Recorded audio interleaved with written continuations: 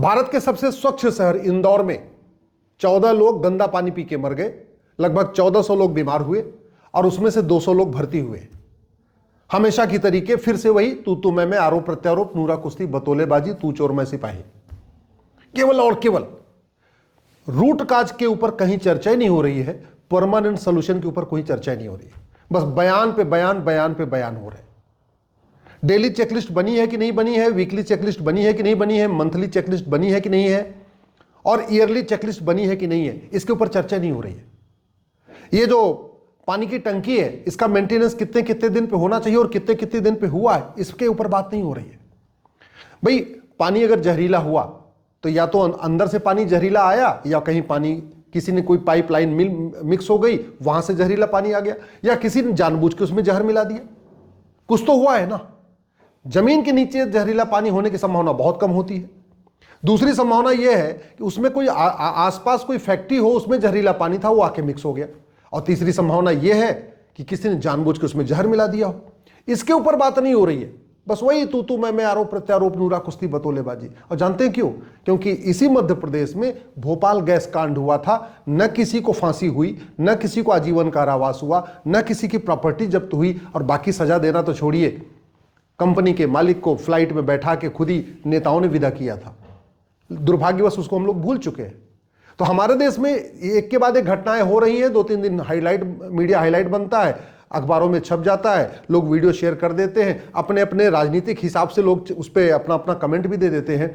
लेकिन कभी इस बात पे चर्चा नहीं होती कि ये जो भारत में इतना हो रहा है, जापान में क्यों नहीं होता, सिंगापुर में क्यों नहीं होता।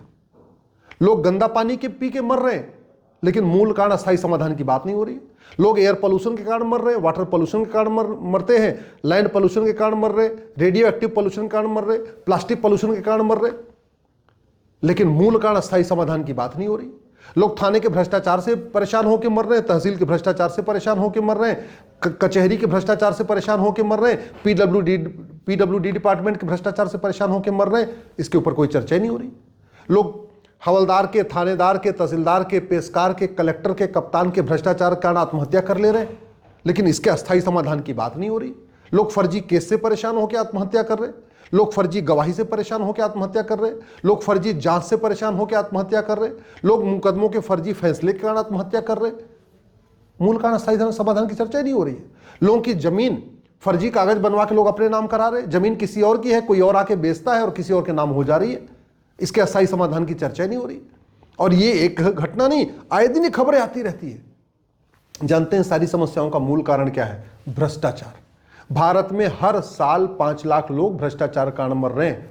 हर साल 2 लाख लोग तो जमीन विवाद में मर जाते हैं, और जमीन विवाद का मूल कारण है भ्रष्टाचार, और भ्रष्टाचार का मूल कारण है घटिया कानून। 2 लाख लोग रोड एक्सीडेंट में मरते हैं, और रोड एक्सीडेंट का मूल कारण है सड़क में गड्ढा, और सड़क में गड्ढे का मूल कारण है भ्रष्टाचार, और भ्रष्टाचार का मूल कारण है घटिया कानून। लेकिन इसके ऊपर न संसद में चर्चा होती है, न विधानसभा में चर्चा होती है, न सुप्रीम कोर्ट में चर्चा होती है, और न आपके खबर पालिका यानी न्यूज चैनलों के ऊपर चर्चा हो रही है। न्यूज चैनलों पे 4 लोगों को बैठा लेंगे और आधे घंटे 1 घंटे जितनी देर की डिबेट होगी, बस तूने ये किया, मैंने ये किया, तूने ये किया, मैंने ये किया, बात खत्म। फिर अभी कुछ दिन के बाद इनको लोग भूल गए। जब भोपाल गैस कांड लोग भूल सकते हैं, तो ये 14 लोग मरे हैं, क्या फर्क पड़ता है, ये भी भूल जाएंगे।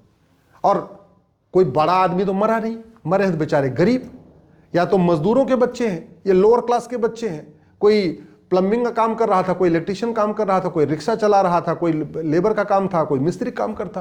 तो इनके जीवन की कोई कीमत क्या है? भैया 2-2 लाख रुपए चेक ले लो, 5 लाख रुपए चेक ले लो, बस।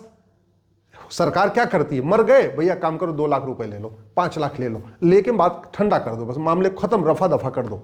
लेकिन अस्थायी समाधान की बात नहीं हो रही है। इसलिए मैं आप लोगों से कह रहा हूं, मात्र 1 साल के लिए दल गुलामी छोड़ दीजिए, मात्र 1 साल के लिए नेताओं की जय जयकार छोड़ दीजिए, मात्र 1 साल के लिए इंसान बन जाइए। 1 साल के लिए गांधीवाद, समाजवाद, लोहियावाद, अंबेडकरवाद, ये जो दुनिया भर के ना जुमले हैं, इन जुमलों से बाहर आ जाइए और सच लिखना शुरू करिए, सच बोलना शुरू करिए, और सच सोचना शुरू करिए। अपनी अंतरात्मा आपको सब बताएगी सच क्या है, झूठ क्या है। इस देश में इलेक्शन रिफॉर्म की जरूरत है, दुर्भाग्यवश उसके ऊपर चर्चा नहीं हो रही। 1950 और 51 वाला कानून आज भी चल रहा है। इस देश में पुलिस रिफॉर्म की जरूरत है। 1861 वाला पुलिस आज भी चल रहा है, 1861 का पुलिस एक्ट आज भी चल रहा है। यूनिफॉर्म पुलिस कोड लागू नहीं हुआ, पुलिस चार्टर लागू नहीं हुआ। इस देश में जुडिशियल रिफॉर्म की जरूरत है, जुडिशियल चार्टर लागू करने की जरूरत है, जस्टिस विद इन ईयर की जरूरत है। इस देश में एडमिनिस्ट्रेटिव रिफॉर्म की जरूरत है, एडमिनिस्ट्रेटिव चार्टर लागू करने की जरूरत है। इस देश में सिटीजनशिप रिफॉर्म की जरूरत है, सिटीजन चार्टर लागू करने की जरूरत है। इलेक्शन चार्टर की जरूरत है, इलेक्शन कोड लागू करने की जरूरत है, और सबसे इंपॉर्टेंट एजुकेशन रिफॉर्म की जरूरत है। ये जितने अपराध होते हैं, जानते हैं भारत में इतने ज्यादा अपराध क्यों हैं? क्योंकि न शिक्षा में संस्कार है और न कानून का खौफ। शिक्षा में संस्कार इसलिए नहीं है कि वो सीबीएसई बोर्ड जो अंग्रेज बना के गए थे वो आज भी चल रहा है, आईसीएसई बोर्ड जो मिशनरियों ने शुरू किया था आज भी चल रहा है, और हमारा जो वैदिक गुरुकुल एजुकेशन सिस्टम था वो आज भी कहीं कोने में पड़ा हुआ है, उसके साथ आज भी सौतेला व्यवहार हो रहा है। बातें हम कुछ भी कर लें, कड़वी सच्चाई है। इस देश में one nation one education board के ऊपर चर्चा नहीं हो रही है, one nation one syllabus, one nation one curriculum के ऊपर चर्चा नहीं हो रही है।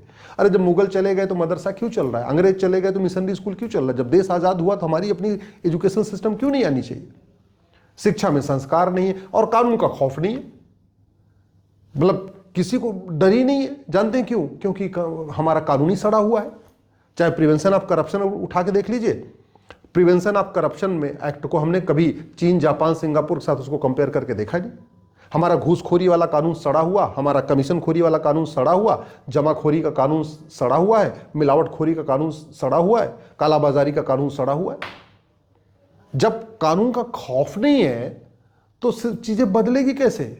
और जिसको जहां मौका मिल रहा है वहीं लूट रहा है, और जब लूटेगा तो लोग पानी पी के मरेंगे। लोग एयर पोल्यूशन कारण जो मर रहे हैं ना, उसका भी रूट काज यही है, भ्रष्टाचार। जो वाटर पोल्यूशन कारण मरे हैं ना 14 लोग, इसका भी रूट काज है भ्रष्टाचार। जो लोग लैंड पोल्यूशन से मर रहे हैं उसका भी रूट काज है भ्रष्टाचार।